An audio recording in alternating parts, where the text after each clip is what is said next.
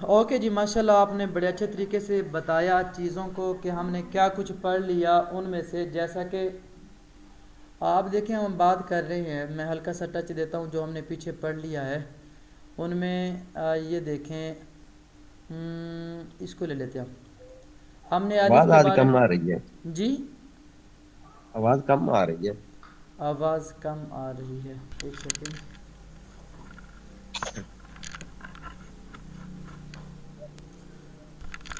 ابھی آواز ٹھیک ہے؟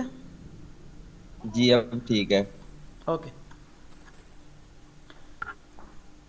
تو ہم نے الف کے بارے میں جانا کہ الف جو ہے مکمل شیپ میں سے ہے، اور الف کے ساتھ ساتھ ہم نے با کے بارے میں جانا. با حروف شافوی میں سے ہے. با کے دو شیپس ہیں، تا نطعیہ میں سے ہے اور تا کے بھی دو شیپ ہیں. تا لثویہ میں سے ہے، دو شیپ ہیں.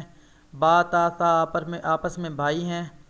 جیم حروف شجریہ میں سے. ہا حروف حلقی میں سے. خا حالانکہ میں حروف حالانکہ حروف حلقی اور حروف مستعلیہ میں سے بھی ہے. اور جیم ہا خا کے بارے میں ہم نے ایک بات جانی، یہ تینوں آپس میں بہنے ہیں.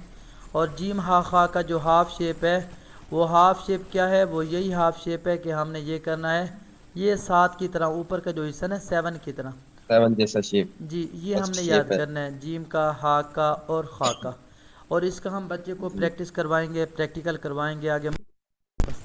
اور دال کے بارے میں ہم نے جانا. دال کیا ہے؟ دال سٹائل ہے. دال اردو زبان کا لفظ ہے، ان کے سٹائل ہے. لفظ ہے یا حرف ہے؟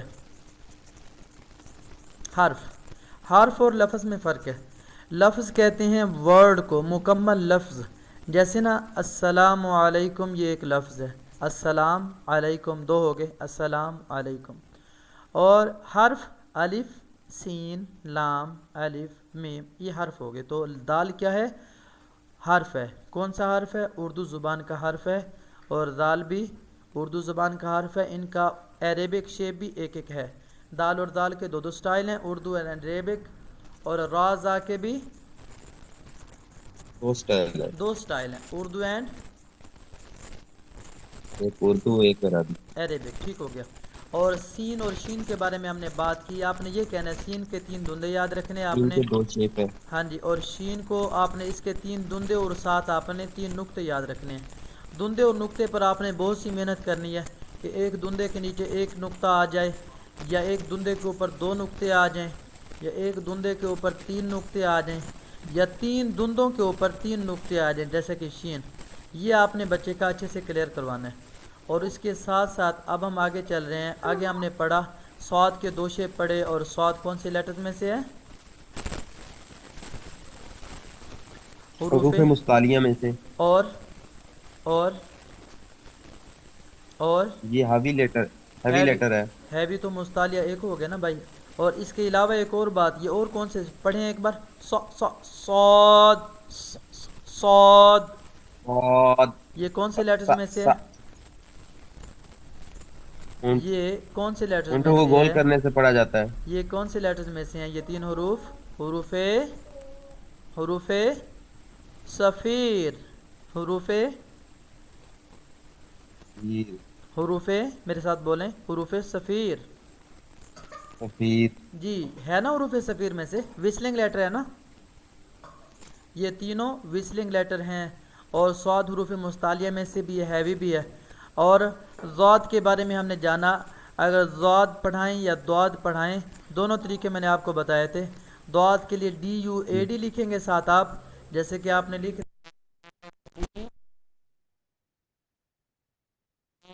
DUAD. یہ دیکھیں ایک سیکنڈ، اس کا کلر. جی آپ نے ضاد لکھ دیا، یا آپ نے ضاد لکھنا ہے تو آپ ضاد. اور ضاد کے آپ مخرج تک جائیں گے، مخرج آپ بچے کو سمجھائیں گے کہ اس کا مخرج کون سا ہے، آسانی کے ساتھ انشاءاللہ آپ کلیئر کروا لیں گے. اور اس کے بعد پھر آگے ہم نے جو بات کی وہ ہے طا کے بارے میں. اور یہ جو ضاد ہے، اس پر آپ نے ضاد کو ذال پڑھنے سے اور ذا پڑھنے سے آپ نے بچانا ہے. کیونکہ ہم نے نا بچوں کو میننگ کی تبدیلی سے بچانا ہے. صرف ہم نے یہاں پر نہیں بچانا، ہم نے صرف یہاں پر نہیں بچانا، ہم نے ان کو پوری تجوید میں، پورے قرآن پاک میں بچانا ہے. اب میں آپ کو ایک چیز بتاتا ہوں. جو نئی ہوگی وہ یہ کہ تبدیلی سے جو بچانا ہے، ورڈ کے تبدیل ہونے سے، لہن جلی سے، بڑی غلطیوں سے جو بچانا ہے، ہم نے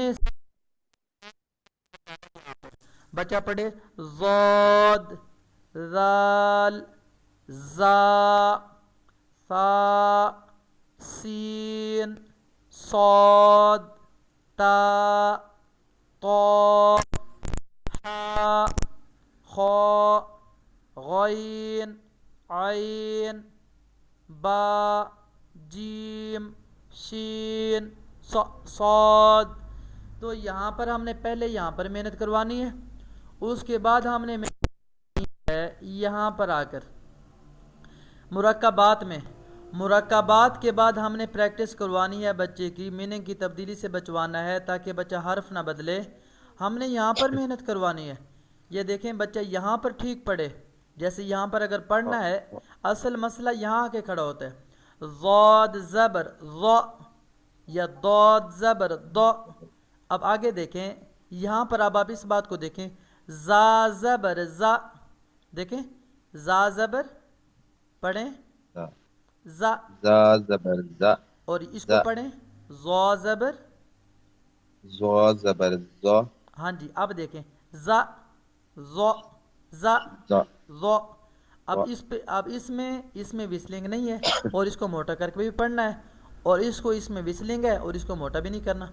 تو یہ جو چیزیں ہیں نا، یہ ان پر ہم نے یہاں پر پریکٹس کروانی ہے۔ اور پھر دیکھیں آگے ذال، آگے وہاں ز ہے، یہاں ذ ہے، یہاں ذو ہے۔